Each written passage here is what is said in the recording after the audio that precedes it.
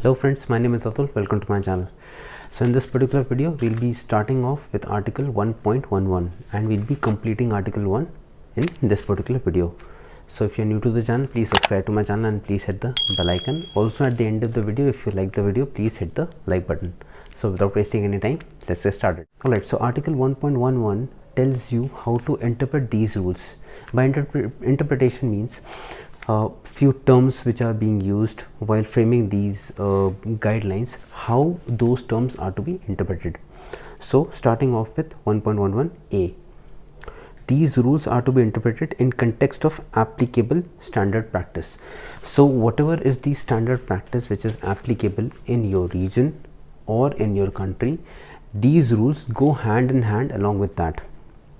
So these rules will not supersede, these rules will not override your local practices. These rules go hand in hand with respect to your standard practices.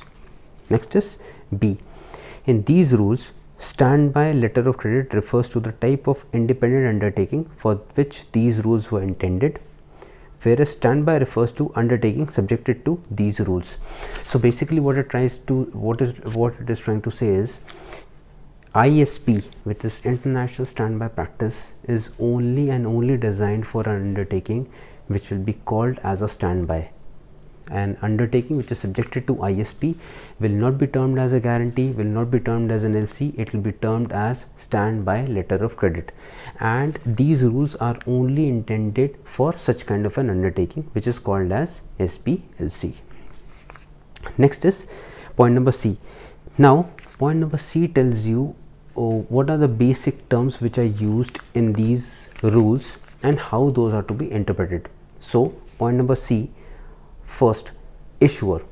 Now issuer also means a confirmer.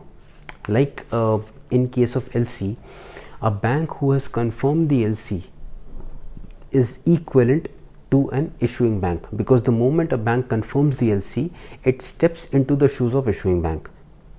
Beneficiary can present the documents to the confirming bank and get the payment. Similarly, if a standby letter of credit is confirmed by a bank, then that bank will be given a rank which is equivalent to the issuer.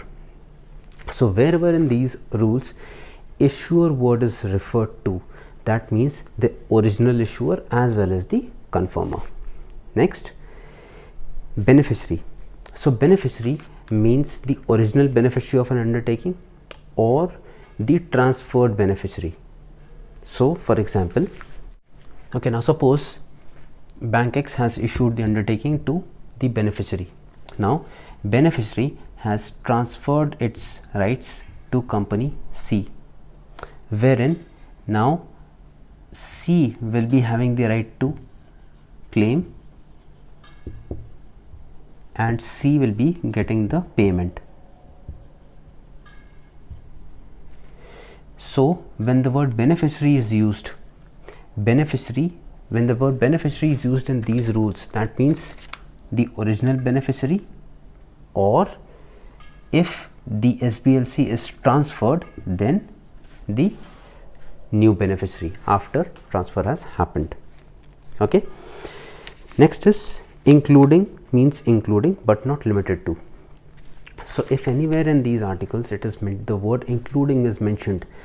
For example, there is an article which says the demand or whatever the way in which beneficiary is presenting documents under the SBLC demanding payment, he has to mention in general terms as to what has gone wrong.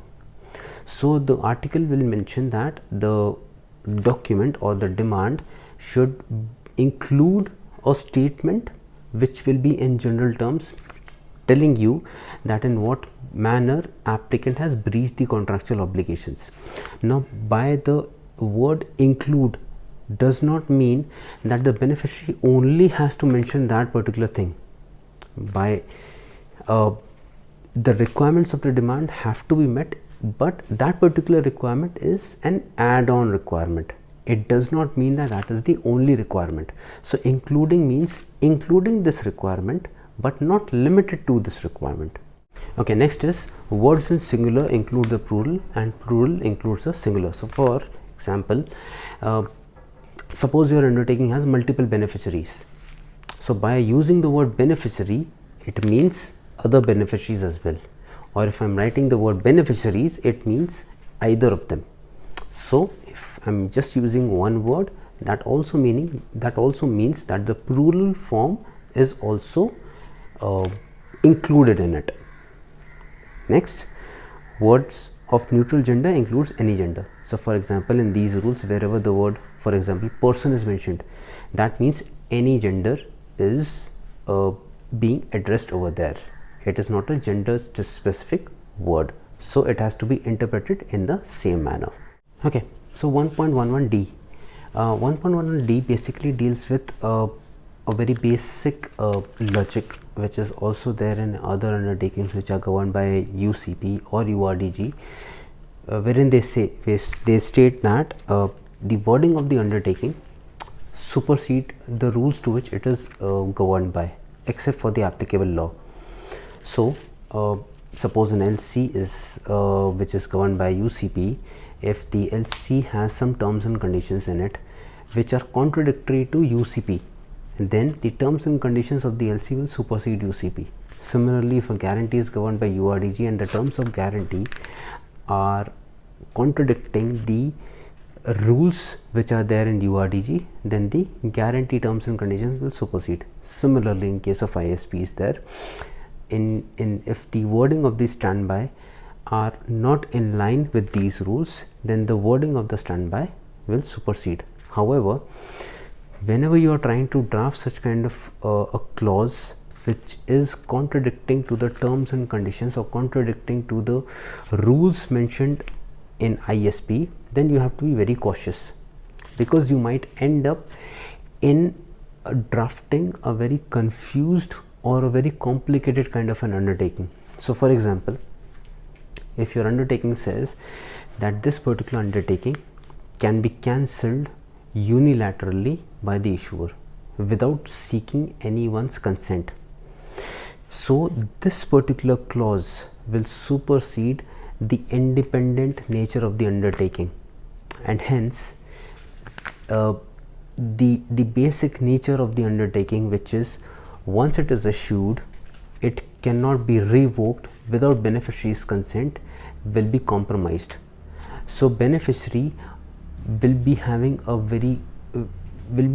risk wherein he has the undertaking, but that undertaking might be revoked at any point in time, and the option which the beneficiary is having to claim payment might go overnight without any prior intimation. So whenever you are trying to draft any clause in any of the undertakings, you should be very cautious as to what is there in these rules and what will be the implication of such kind of a clause. Point number 8 deals with 2 points. If this is mentioned in any of the rule, that means that particular rule is to be considered.